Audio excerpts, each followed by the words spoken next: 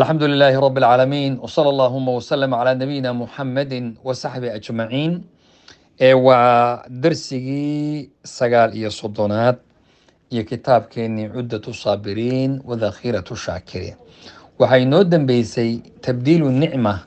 nicamtii in loo bedelaya ilaa niqma waxa weeyaan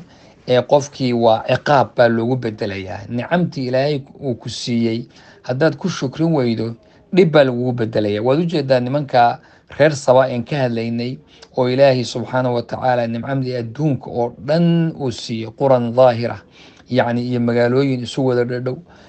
nimco wada soconaysa laakiin ilaahay aynan ku shukrinin oynan ku xamdinin ilaahay subxaanahu watacaala sayl alcarim wuxuu ku diray daad weyn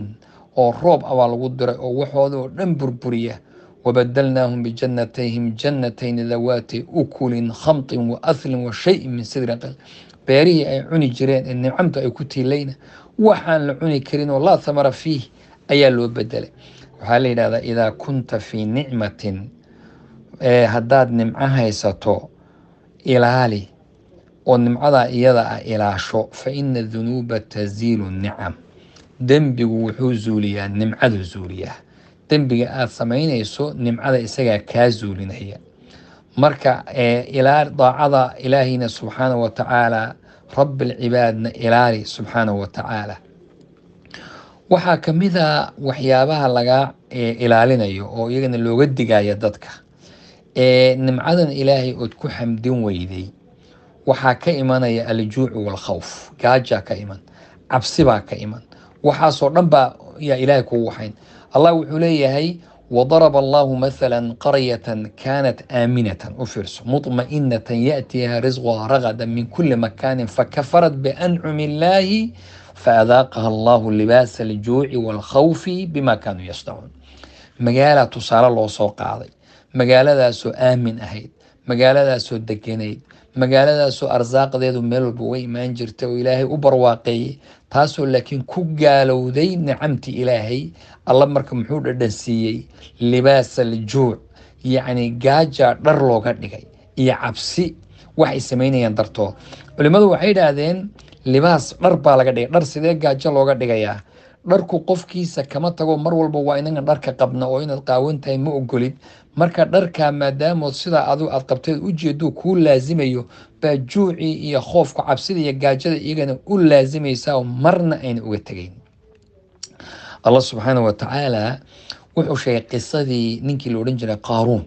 fii suurati alqasas waa kan alla inoogu sheegay qaaruun iyo nicamtii ilaahay uu siiyey tirada badnayd oo mafaatixdiisa iyo furayaashiisu ay jamaaca iyo koox dhan aynan wadi karaynin baa ilaahay siiyey laakiin wuu ku kufriyey oo wuxuu yidhi inamaa uutiitu calaa cilmin cindi aniga aqoon aan leeahay baa waxaan la ii siiyey habbooni ay ugu habboon tahay baa la ii siiyey ilaahay wuu ogyahay aniga qofkii ku habboona inaan ahay laakiin nicamta ilaahay subxaanahu watacaala wuu dhaafiye waa kii ina qaaruuna kaana min qowmi muusa fabagaa calayhim waatiinaahu min alkunuuzi maa ina mafaatixahu latanuubu bilcusbati walquwa ugu dambayntii qisada maxaa layidhi fakhasafnaa bihi wabidaarihi alard ilaahay dhulku la gooyey daartiisii iyo guryihiisii dhulka ayaa lala jaray khasafnaa bihi wabidaari alard maraan wadanka masar aan joogay waxaan tagnay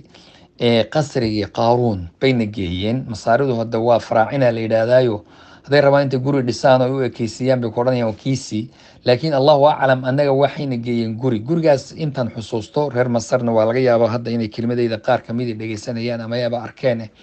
waxaan filayaa inuu ahaa inkastoo xilli hore ahayd gurigaas inuu ilaa 6 dabaq uu ka koobnaa 6 dabaq waa wada dhagax isaga dhan dhagaxaasaa dul maraysaa waxaa subaxii meel bay hawadu guriga dhan hal meel oo dariishada yar oo dhagax dushii laga jeexay bay kasoo gelaysaa galabtiina meel kale cadceedda ka arkaan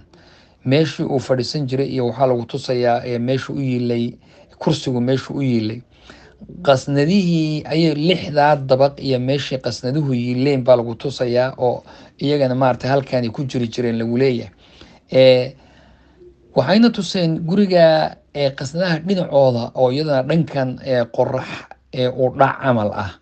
baa waxay ku leeyihiin guryihii dumay waa kuwa fakhasafnaa bihi wabidaarihi alarda guryihii dhulka lala simay